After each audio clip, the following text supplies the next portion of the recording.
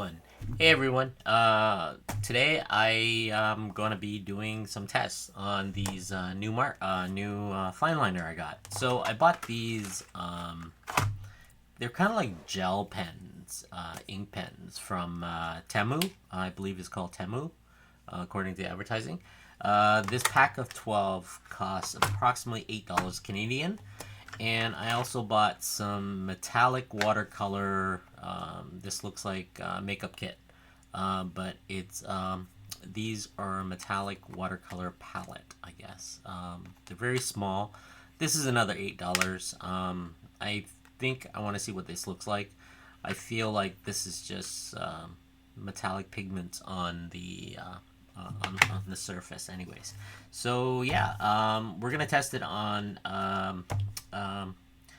some painted on material. So what we're gonna do is, let me pull this out. There we go. So these are kind of like gel pens. So they are, let me see, they look like this. A lot of Chinese writing on it. A really fine tip pen portion. Yeah, let's see what we can do. Okay. So we're gonna do a couple tests. This is a mixed media piece of paper that I have. We'll do some just basic. Let's see what we can do. Right? We'll go with standard head sketch that we always do. Right? Let's see. Let's do something. Doesn't matter what it is. Just something very basic. There we go. Right?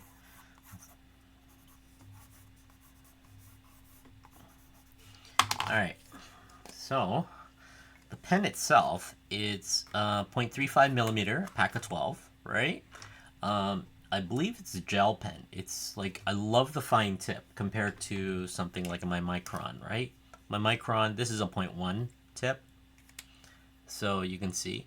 The thing with the Micron I use a lot is archival ink. It dries fast and it doesn't bleed. We're gonna test it with some water pigments and stuff like that. So I mean, from perspective of the pen itself, I mean, if you are drawing lines, I mean, it looks really nice. And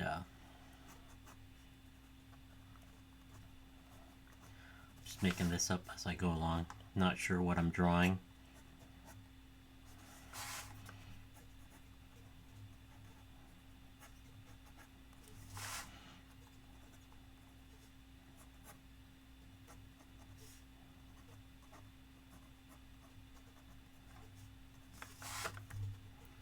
Let's see.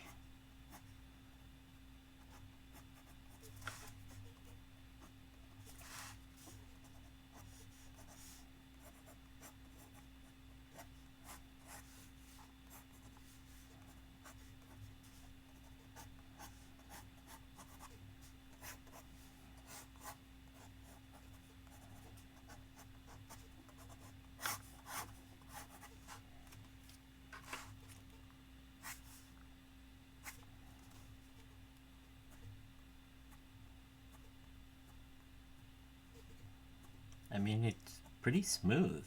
You know, based on the paper type, of course, that you're using it for.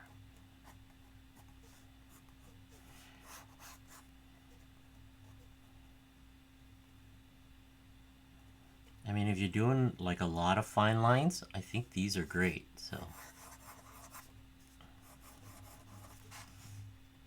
let's do some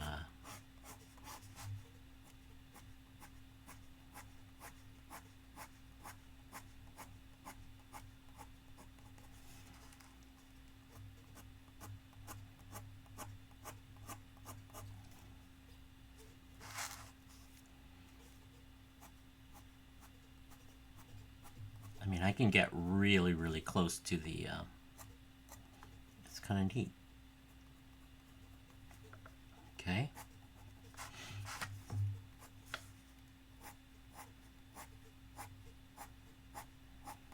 I mean, that's not too bad. I mean, it's nice. Okay. Next is we are going to use some, oops, so I have an alcohol marker, so let's see how this works. So I'm waiting for that to dry a little bit, but the idea for the alcohol marker is if I'm, you know, just blending, let's see if it bleeds.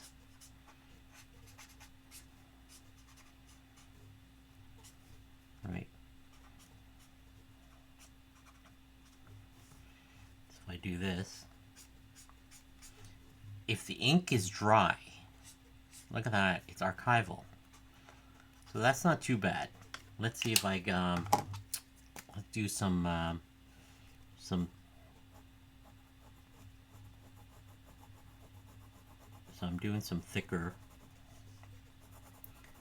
So if I go, that's where you're starting to lose.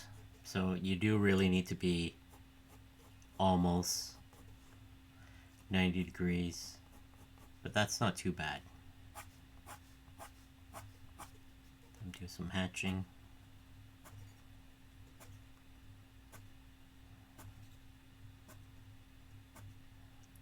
That's okay. So that's still wet. So if I do this, yeah, it bleeds when it's wet. So these are dry, right? So let me, let's see. A little thicker. Yeah, I'm starting to, once it dries enough, so it looks like you have to wait for at least a good minute or so. Then the, you know, like this is a lot more. So that's not too bad with the alcohol marker. Okay. So while we're at it, let's test water. Right. So I have,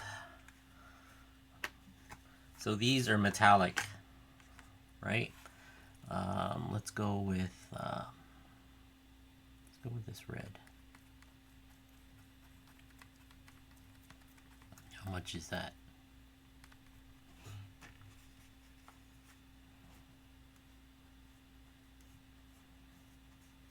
That's not too bad though.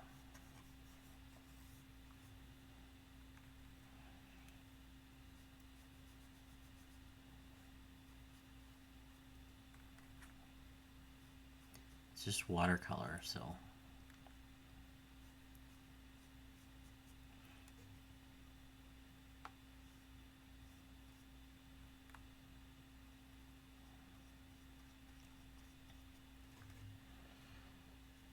It does look like standard watercolor. I don't think it matters on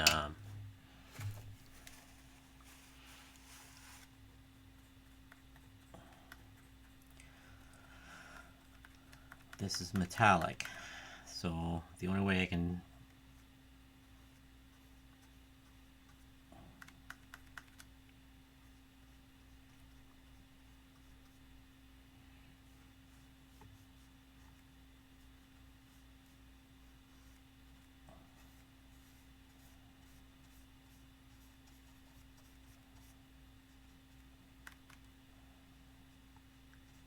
kind of wait for the water to dry, then you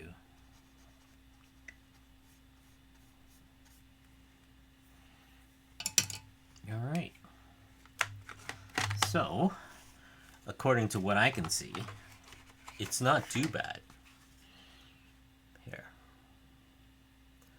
So this is $8 for a pack. It's micron. It's not a micron, but it's a 0.35 millimeter. It's kind of like a gel roll. Compared to this is the micron stuff. It's not a gel roll. It's more pigmented. So in other words, there's a filament that goes all the way up here, and the ink wells in here. That's what's causing the spread, right? Well, this is based like your gel pen, right? So there's a little fine tip point, as you can see, right? That will give you like these really nice lines, but again, just be careful. You know, they tend to bleed, while with the microns,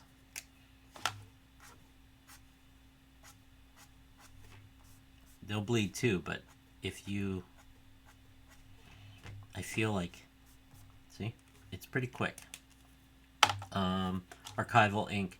So I'm not really sure if this is archival ink. Archival ink is what I use for a lot of this stuff, so it stands a lot more towards sunlight. I'm assuming these are, I don't read Chinese, so the standard point is 0.001 millimeter, I guess, but I'm not really sure what that means. But according to this, it's 0.035, right? 12. Yeah, I'm probably going to use it in my workflow, but you know, it's $8, not too bad, right?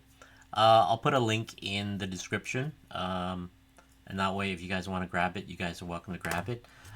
This is the standard metallic watercolor stuff. As it dries, I can see it a little bit better now. There's a shine to, there's a little shine to the watercolor. So that's cool. So it is drying as metallic surfaces. So ideally this is great if you're drawing or painting like Iron Man or something like that. I should try mixing the stuff, but mixing watercolor, it's like anything you do with watercolor. You have to do everything in layers, right? Wait for the dry, then go over it again. But make sure you have good paper, like good strong paper, right? Like that. Yeah. All right. Is it worth it? Like anything, it's a good experiment. I'm not killing myself buying like a pack of these microns where they're ranged about $30 or so. I am paying a lot more for archival ink, but I know I can rely on it. This stuff here looks like there's a lot of ink. It's going to last a long time. If anything, it's a great material if you're doing Inktober sketchbooks and stuff. Yeah, if you're doing ink wash and so forth. But yeah, if you don't want it to bleed and stuff, let it dry. I guess it's based on the material too, if you're drawing on glossy surface and stuff. This is standard mixed media paper. I don't have, you know what? Yeah. Yeah, that's it. All right, thanks for watching.